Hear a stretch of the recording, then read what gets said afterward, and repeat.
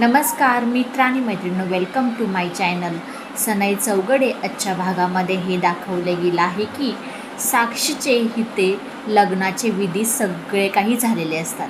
पंडितजी बोलत असतात. हा नारळ ना उमापशी देतात आणि म्हणतात ह्याचा फोटो पशी नेऊन ठेवा, असं काही भरपूर ते उमाला वगैरे सांगतात. तोपर्यंत ते शर्वरी आणि आपली समैरा हे दोघंजणी लिफ्टमधून जात असतात. तोपर्यंत समैरा इथे शर्वरीला बोलते, शर्वरी माझ्याबरोबर तू रूममध्ये चल. शर्वरी थोडी घाबरते, म्हणते हिला मधूनच काय झालं नेमकं. समैरा तिला काही लिफ्टमध्ये सांगत नाही, फक्त म्हणते माझ्याबरोबर गपचूप माझ्या मागे मागे चल, तुला मी तिथे गेल्यानंतर सांगते. तोपर्यंत समैरा म्हणते आलीस का, ये उभी राहते, बसायला नाही सांगितलेलं मी. अगं माझ्या भावाचं लग्न बरोबर. शौर्यारी म्हणते हो बरोबर आहे, तुझ्या भावाचं लग्न आहे, मान पान सगळं काही तुला भेटतंय, तुझ्या बहिणींना भेटतंय विथ माझ्या मावशींच्या मुलींना. तोपर्यंत समैरा असं काही म्हणत असताना शर्वरीला थोडंसं विचित्रच वाटतं तिचं बोलणं. अगं एवढा महागडा हार मी तुला दिला होता शर्वरी, तो कुठं आहे. शर्वरी घाबरते. अगं आम्ही ना तो हार घालायचाच विसरून गेलो, तो रूममध्ये आहे. समैरा म्हणते अगं एवढा महागडा हार, किमती हार एवढा घालायचा तुम्ही विसरून गेला, भिक्कारडे कोटचे आलाय इथं. आणखीन कसं तुमच्या लक्षात राहणार आहे की तो हार घालायचा म्हणून, कधी सवयच नाही आहे तर कसं घालणार तुम्ही. शर्वरी थोडी शांतच बसते, घाबरते.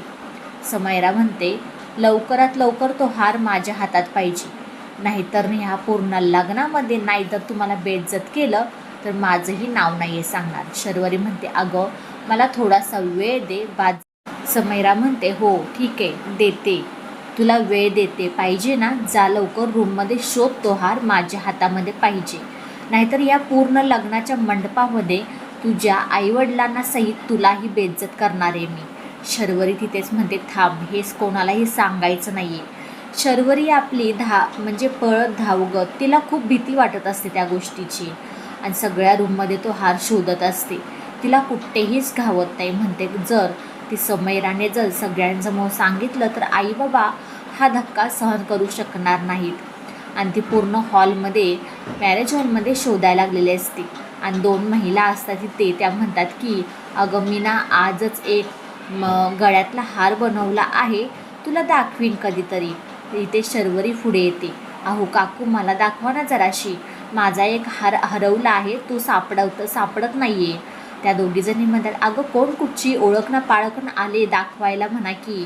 तोपर्यंत शर्वरी तिथून जाते आणि त्या दोघी जर या बोलण्यात बिझी असतात. तोपर्यंत शर्वरी त्या बाईची पर्स चोरते आणि हेच दृश्य जय पाहतो. जय म्हणतो जेवढी साधीसुधी ही पोरगी वाटती तेवढी नाही आहे, मी जो विचार केला होता त्याच्याप्रमाणे ही पुढचीच निघाली. तोपर्यंत शर्वरी तो पर्स घेऊन एका कोपऱ्यात येतो, तिच्या मागे मागे हा जय पण येतो. जय म्हणतो काय गं, दुसऱ्यांच्या पर्सासुद्धा तू चोरायला लागली आहेस, एवढी तुझी मजल गेली, वाटलं ना तू एवढी पुढची निघशील म्हणून. तोपर्यंत शर्वरी म्हणते पुढची निघशील म्हणजे बोलायचं आहे तरी काय.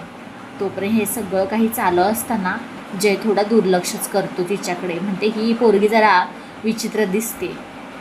तोपर्यंत इकडे सगळा काही लग्नाचा विधी झालेला असतो आणि ते तिला विदा करत असतात. ते तिला लग्नाच्या समजुती देत असतात, 4 गोष्टी हिताच्या सांगत असतात. तोपर्यंत शर्वरी इकडे तो हार शोधण्याचा प्रयत्नच करत असते. म्हणते जर तो हार सापडला नाही ना, ही समैरा जर कोणाला सांगायला सुद्धा कमी करणार नाही. तोपर्यंत ह्या लग्नाच्या मंडपामध्ये ती नको तिथे हार शोधत असते. समैराने पोलिसांना तर पहिल्यांदाच बोलवलेलं असतं की आमच्या घरातून हार चोरीला गेला आहे. लग्नाच्या विधी होतात नाही तोपर्यंत तिथे पोलीस पोचतात. समैराचे वडील बोलतात अगं तू ह्यांना इथे कशाला बोलवलं आहेस. हो सांगते सगळ्यांना, माझा एक मौल्यवान हार इथे हरवला आहे, तोही शर्वरीकडून. तिनेच हरवला आहे, तिनेच गायब केला आहे, मला पूर्णपणे गॅरंटी आहे. ह्यासाठी तिने पोलिसांनी इथं बोलवलेलं असतं. पाहूयात आता काय होतंय, नक्की शर्वरीला तो हार सापडेल का किंवा तिला पोलीस घेऊन जातील का, आपण येणाऱ्या भागामध्ये पाहूया. व्हिडिओ शेवटपर्यंत पाहिल्याबद्दल खूप सारे मनापासून धन्यवाद. आवडल्यास लाईक शेअर सबस्क्राईब करायला अजिबात विसरू नका. चला भेटू आपण पुढच्या व्हिडिओमध्ये. बाय सगळ्यात.